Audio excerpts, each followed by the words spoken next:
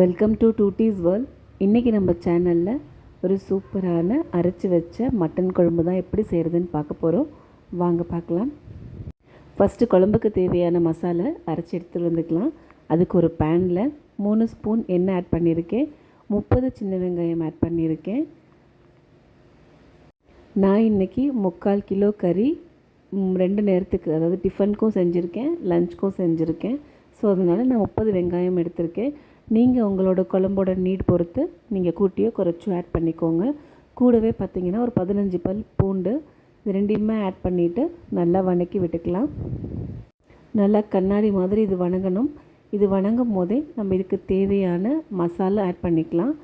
2 பட்டை, 2 கிராம்பு, 1 ஸ்பூன் அளவுக்கு சோம்பு, ஒரு 1/2 ஸ்பூன் கசகசா, இது மட்டும் போதுமானது.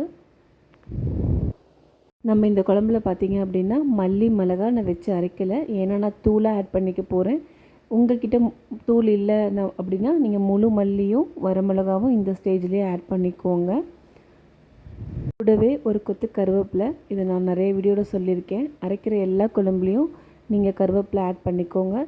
அதோட பெனிஃபிட்ஸ் பார்த்திங்கன்னா நம்ம குழம்பு சாப்பிட்ற எல்லாருக்குமே கிடைக்கும். தனியாக தாளிக்கும் போது போடுறது எப்படியும் எடுத்து வச்சுருவாங்க. அது கூடவே ஒரு 4-5 பீஸ் இஞ்சி, பூண்டு அளவுக்கு இஞ்சி வைக்காதீங்க. இஞ்சி வந்துட்டு கம்மியான அளவில் வச்சா போதுமானது. நிறைய பேர் என்கிட்டயே சொல்லியிருக்காங்க, நான்வெஜ் குழம்பு வைக்கும் போது பார்த்திங்கன்னா அது கறியோட ஸ்மெல் வரதில்லை, மசாலா வாசம் தான் இருக்குது அப்படின்னு சொல்லிட்டு. ஸோ நீங்கள் இஞ்சியை குறைச்சி ஆட் பண்ணி பாருங்கள், உங்களுக்கு அந்த மசால் வாசம் வராது. பைண்டிங்க்காக நான் ஒரு டேபிள் ஸ்பூன் பொட்டுக்கடலை ஆட் பண்ணியிருக்கேன். அதையும் சேர்த்து நல்லா வணக்கி விட்டதுக்கப்புறமா ஒரே ஒரு மீடியம் சைஸ் தக்காளி பழம் ஆட் பண்ணியிருக்கேன். அதையும் ஆட் பண்ணிவிட்டு நல்லா வணக்கி எடுத்துக்கலாம். நம்ம இன்றைக்கி கறி மசால் பொடி ஆட் பண்ணி தான் பண்ண போகிறோம். ஸோ மசாலா பார்த்திங்கன்னா ரொம்ப அதிகமாக வைக்க வேண்டிய அவசியம் இல்லை. பேருக்கு 2 வச்சா போதுமானது. இது கூட இந்த ஏலக்காய், கல்பாசி, இந்த மாதிரி அன்னாசி பூ, மராட்டி மொக்கு, இந்த ஐட்டம் எதுவுமே ஆட் பண்ணாதீங்க. அதெல்லாம் ஒரு மாதிரி மசாலா வாசத்தை தூக்கி விட்டுடும். இது கூடவே 3 ஸ்பூன் தேங்காய் ஆட் பண்ணிக்கோங்க. தேங்காய் ஆட் பண்ணிவிட்டு நல்லா கலந்து விட்டுருங்க. தேங்காய் ரொம்ப முருகணுங்கிற அவசியம் இல்லை. ஜஸ்ட் அந்த ஹீட்லேயே நீங்கள் விரட்டினீங்கன்னா கூட போதுமானது. ஈவன் நீங்கள் இறக்கிட்டு தேங்காவை தனியாக கூட மிக்சியில் போட்டு ஓட்டிட்டு அப்படியே மசாலா அரைச்சிக்கலாம். வறுக்கணுன்ற அவசியமே கிடையாது. இப்போ இந்த அளவுக்கு எல்லாமே சேர்ந்து நல்லா வணங்கி வந்ததுக்கப்புறமா இதை நல்லா ஆற வச்சுட்டு ஒரு மிக்சி ஜாரில் நைஸாக அரைச்சி எடுத்துகிட்டு வந்துடுங்க. இப்போ நம்ம குழம்பு கூட்டி வச்சிடலாம். ஒரு குக்கரில் நான் 3 ஸ்பூன் எண்ணெய் ஆட் பண்ணியிருக்கேன்.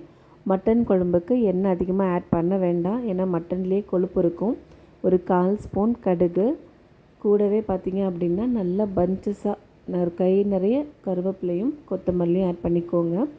நிறைய பேர் கொத்தமல்லி இனிஷியலில் ஆட் பண்ண மாட்டாங்க. நீங்கள் ஒரு தடவை இந்த மாதிரி எண்ணெயிலேயே கொத்தமல்லியை தாளித்து குழம்பு பண்ணி பாருங்கள். அந்த கறி குழம்போட ஸ்மெல்லும் சரி, டேஸ்ட்டும் சரி, வேறு லெவலில் இருக்கும்.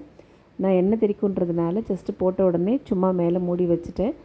அந்த எண்ணெய் கொஞ்சம் அடங்கினதுக்கப்புறம் ஓப்பன் பண்ணி நல்லா கலந்து விட்டுடுங்க. பார்த்திங்கன்னா இப்போ நல்லா உங்களுக்கு பார்க்கும்போதே தெரியும், கருவேப்பிலையும் கொத்தமல்லியும் நல்லா முருகி வந்திருக்கு. இப்போ இது கூடவே நம்ம க்ளீன் பண்ணி வச்சுருக்கிற மட்டன் ஆட் பண்ணிக்கலாம். நான் இன்றைக்கி 3/4 கிலோ மட்டன் ஆட் பண்ணியிருக்கேன். மட்டன் பார்த்திங்கன்னா சில மட்டன் தண்ணி விடும், சில மட்டன் தண்ணி விடாது. ஸோ நீங்கள் மட்டனை ஆட் பண்ண உடனே கொஞ்சமாக கல்லுப்பும் மஞ்சள் தூளும் ஆட் பண்ணிவிட்டு இதை நல்லா கலந்து விட்டுருங்க. மட்டன்லேருந்து தண்ணி ரிலீஸ் ஆகுதா இல்லையான்னு பார்த்ததுக்கப்புறமா நம்ம தேவையான மசால் பொடி ஆட் பண்ணிக்கலாம். நீங்கள் எங்கே மட்டன் சாப்பிட்ருந்தாலும் சரி, ஆனால் எங்கள் ஊரில் மட்டன் சாப்பிட்டீங்க அப்படின்னா அதோடய டேஸ்ட்டே வேறு லெவலில் இருக்கும். எல்லா ஊர்லேயுமே ஃபேமஸானது ஒன்றுன்னு பார்த்திங்கன்னா எங்களோட மேச்சேரி ஆடு. எவ்வளோ பேர் மேச்சேரி ஆடு சாப்பிட்ருக்கீங்கன்னு கமெண்ட் பண்ணுங்கள். டேஸ்ட் வைஸ் பார்த்திங்கன்னா ரொம்பவே ஃப்ரெஷ்ஷாக சூப்பராக கிடைக்கும். இப்போ இது நல்லா நம்ம எல்லாத்தையும் மிக்ஸ் பண்ணியாச்சு. கருவேப்பிலை பாருங்கள் எந்த அளவுக்கு முருகி இருக்குன்ட்டு. இப்போவே பார்த்திங்கன்னா கறியிலேருந்து லைட்டாக வாட்டர் வருது. நம்ம கலந்துட்டு நல்லா ஹைலே வச்சுருங்க. கறி கொஞ்சம் கொஞ்சமாக தண்ணி விட ஆரம்பிக்கும். நம்ம அந்த தண்ணியை யூஸ் பண்ண போகிறதில்ல, அதாவது அப்படியே குழம்புல இருக்காது. அந்த தண்ணி ஃபுல்லாக ட்ரை பண்ணிவிட்டு தான் நம்ம எக்ஸஸ் வாட்டரே ஆட் பண்ணுவோம். இப்போ நான் மசால் பார்த்திங்கன்னா கறி மசால் நல்லா ஒரு 4 டேபிள் ஸ்பூன் எடுத்திருக்கேன். கூடவே 3 டீஸ்பூன் மல்லித்தூள், 1 ஸ்பூன் மிளகாத்தூள் ஆட் பண்ணியிருக்கேன். உங்கள் காரத்துக்கு தகுந்த மாதிரி நீங்கள் மிளகாத்தூள் கூட்டியோ குறைச்சியோ ஆட் பண்ணிக்கோங்க. பட் கறி மசால் 4 டேபிள் ஸ்பூன், அதாவது ஒரு 50 கிராம் 1 கிலோவுக்கு கரெக்டாக இருக்கும். நீங்கள் 3/4 கிலோங்கும் போது அதை பேஸ் பண்ணி அப்படியே ஆட் பண்ணிக்கோங்க. இப்போ இது எல்லாத்தையுமே அந்த கொஞ்சோண்டு தண்ணி இருக்கும் போதே ஆட் பண்ணி நல்லா கிளறி விடுங்க. இந்த மாதிரி ஆட் பண்ணி கறி நல்லா கலந்து விடும்போது அந்த காரம், உப்பு, மசாலெல்லாம் பார்த்திங்கன்னா கறியிலையும் நல்லா பிடிச்சி இருக்கும். ஸோ அதுக்காக ஒரு 2-3 நிமிஷத்துக்கு அந்த மசாலாவில் நல்லா இந்த கறியை வந்து டாஸ் பண்ணிகிட்டே இருங்க. பார்த்திங்கன்னா கறியில் இருந்த தண்ணி எல்லாமே டோட்டலாக ட்ரை ஆகணும். ஆனதுக்கப்புறமா நம்ம வறுத்து அரைச்சி வச்சுருக்க மசாலாவை இப்போ இதில் ஆட் பண்ணிக்கலாம். மசாலா ஆட் பண்ணதுக்கப்புறமா அந்த கறியோடு சேர்த்து நல்லா எல்லாமே சேர்ந்து ஒன்று திரண்டு வர மாதிரி கலந்து விட்டுடுங்க.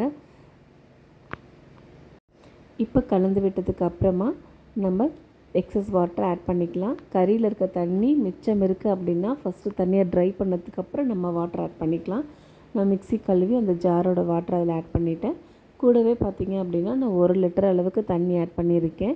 ஏன்னா நான் ஆல்ரெடி சொன்ன மாதிரி குழம்பு வந்து நான் 2 வேளைக்கும் ஈவன் வேணும்னா நைட் சப்பாத்திக்கு கூட யூஸ் பண்ணிக்குவேன். சப்பாத்தி ஆர் களி என்ன பண்ணுறோமோ அதுக்கு. ஸோ நான் 2 சொம்பு அதாவது 1 லிட்டர் தண்ணி ஆட் பண்ணிவிட்டு நல்லா எல்லாத்தையுமே எட்ஜஸ் எல்லாமே எடுத்து விட்டுருங்க. எடுத்து விட்டுட்டு நல்லா கலந்து விட்டுருங்க. குழம்பு ஃபஸ்ட்டு கொதி வரட்டும். ஏன்னா நம்ம வந்துட்டு கொதி வந்ததுக்கப்புறமா சீசனிங் ஜஸ்ட் ஒன்ஸ் செக் பண்ணிவிட்டு நம்ம க்ளோஸ் பண்ணிட்டோம் அப்படின்னா ஓகே. கொதி வரத்துக்காக நான் மூடி போட்டு வச்சுருக்கேன். நீங்கள் செக் பண்ணாமல் மூடி வச்சுட்டு அதுக்கப்புறமா குழம்பு எல்லாம் வெந்து வந்ததுக்கப்புறம் உப்போ காரமோ ஆட் பண்ணிங்க அப்படின்னா அது பச்சையாக இருக்க மாதிரி இருக்கும். ப்ளஸ் அந்த உப்பு போய் கறியிலையுமே அந்தளவுக்கு பிடிக்காது. அதனால தான் லிட்டு போடுறதுக்கு முன்னாடியே நம்ம வந்துட்டு சீசனிங் செக் பண்ணிடணும். கறியை வந்து நம்ம வேக வச்செல்லாம் ஆட் பண்ணலை, ராவாக தான் ஆட் பண்ணியிருக்கோம். ஸோ இதுக்கப்புறம் தான் நம்ம விசில் வைக்க போகிறோம். நான் சீசனிங் செக் பண்ணும்போது எனக்கு உப்பு மட்டும் கொஞ்சம் கம்மியாக இருக்குது. ஸோ நான் ஒரு 1/4 ஸ்பூன் அளவுக்கு உப்பு ஆட் பண்ணியிருக்கேன். இப்போ இது எல்லாத்தையுமே நல்லா கலந்து விட்டுடலாம். கலந்து விட்டதுக்கப்புறமா நம்ம விசில் போட்டு மூடி போட்டு விசில் விட போகிறோம். நீங்கள் யூஸ்வலாக உங்கள் மட்டனுக்கு எவ்வளோ விசில் விடுவீங்களோ அந்த மாதிரி விட்டுக்கோங்க. நாங்கள் வந்துட்டு 8 விசில் விடுவோம். குழந்தைங்க சாப்பிட்றதுக்கு நல்லா பஞ்சு மாதிரி வேகணும் அப்படிங்கிறதுனால. ஸோ நான் வந்துட்டு லிட் கவர் பண்ணிவிட்டு ஸ்கீம் வந்த உடனே விசில் போட்டு ஒரு 8 விசில் விட்டுட்டு உங்களுக்கு எப்படி இருக்குதுன்னு காமிக்கிறேன். இப்போ பார்த்திங்கன்னா 8 விசில் வந்து ஸ்கீம் டோட்டலாக கம்ப்ளீட்டாக செட்டில் ஆகிடுச்சு. இப்போ நம்ம குக்கர் ஓப்பன் பண்ணி பார்க்கலாம். பார்க்கும்போதே உங்களுக்கு தெரிஞ்சிருக்கும் நம்ம வெறும் 3 ஸ்பூன் ஆயில் தான் ஆட் பண்ணியிருக்கோம். பட் எந்த அளவுக்கு எண்ணெய் தெளிஞ்சிருக்குன்னு பாருங்கள். மட்டன்லேருந்தே அந்த கொழுப்பு எல்லாமே வந்து மேலே ஃபார்ம் ஆகி இருக்குது.